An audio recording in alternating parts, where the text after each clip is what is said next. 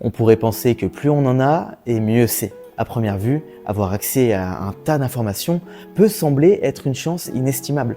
Et pourtant, c'est là qu'arrive le paradoxe de l'abondance.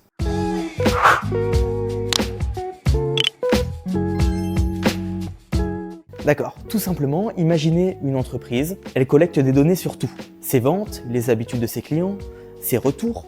L'idée, avoir toujours plus d'informations pour pouvoir prendre les meilleures décisions possibles. Finalement, tout ce qu'il y a de plus logique. Trop d'informations peut compliquer les choses. Plutôt que de clarifier les choix, on peut compliquer les choses et créer de la confusion. Et alors là, on parle même de paralysie de l'analyse.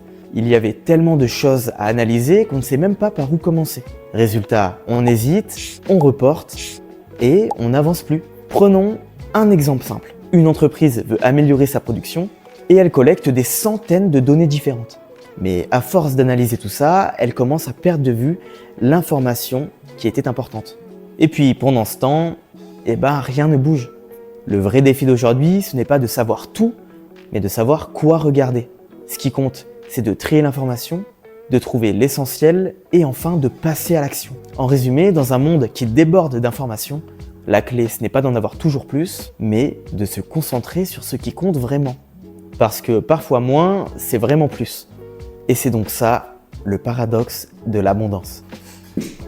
Ah oui, et si vous voulez éviter ce phénomène et détecter vos données qui ont de la valeur, n'hésitez pas à contacter Abir, responsable de la BU Data chez Syntamaya.